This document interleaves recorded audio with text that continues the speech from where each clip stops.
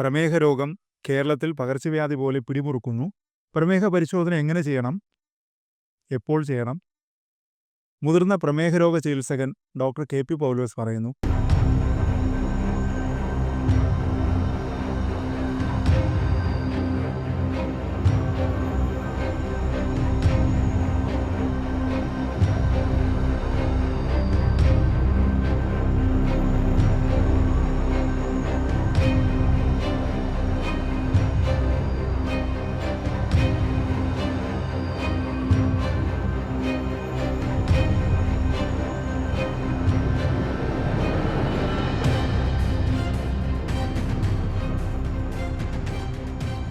ഇന്ത്യയിൽ ഉള്ള മാനദണ്ഡം എന്ന് വെച്ചാൽ ഈ പ്രമേഹ രോഗികളെ കൺഫേം ചെയ്യാനായിട്ട് നമ്മൾ ചെയ്യുന്ന ഒരു ടെസ്റ്റാണ് ഗ്ലൂക്കോസ് ടോളറൻസ് ടെസ്റ്റ്.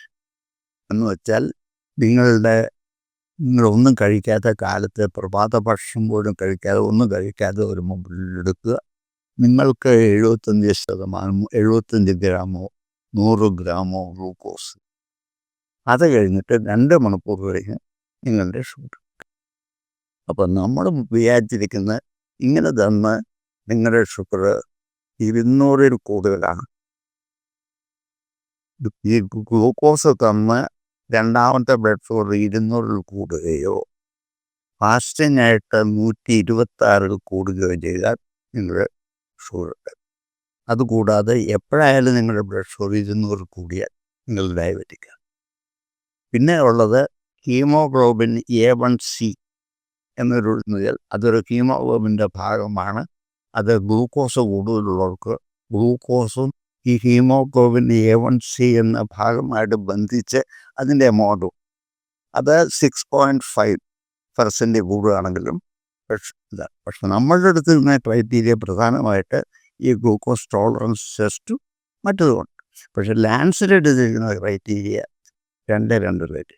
ഒന്നില്ലെങ്കിൽ ഫാസ്റ്റിംഗ് ബ്ലഡ് ഷുഗർ 126, അല്ലെങ്കിൽ ഹീമോഗ്ലോബിൻ A1C 6.5-ൽ കൂടുതൽ.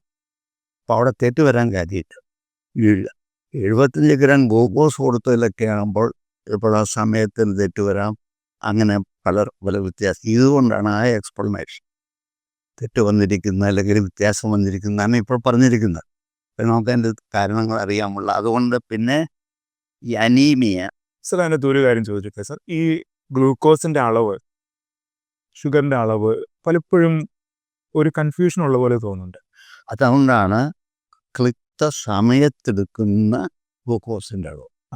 ഇപ്പം നിങ്ങൾ ഒരു 100 ഗ്രാം ഗ്ലൂക്കോസ് വെച്ചിട്ട് ഇപ്പം നിങ്ങൾക്ക് ഷുഗർ ഉണ്ടോ എന്ന് അറിയാനായിട്ട് നിങ്ങളുടെ 1 മണിക്കൂർ കഴിഞ്ഞെടുത്തു, വേറൊരാളുടെ 1.5 മണിക്കൂർ കഴിഞ്ഞെടുത്തു. അങ്ങനെയല്ല, 2 മണിക്കൂർ കഴിഞ്ഞുള്ള വാല്യൂ അത് നമ്മൾ സ്റ്റാൻഡർഡൈസ് ചെയ്ത് തരും.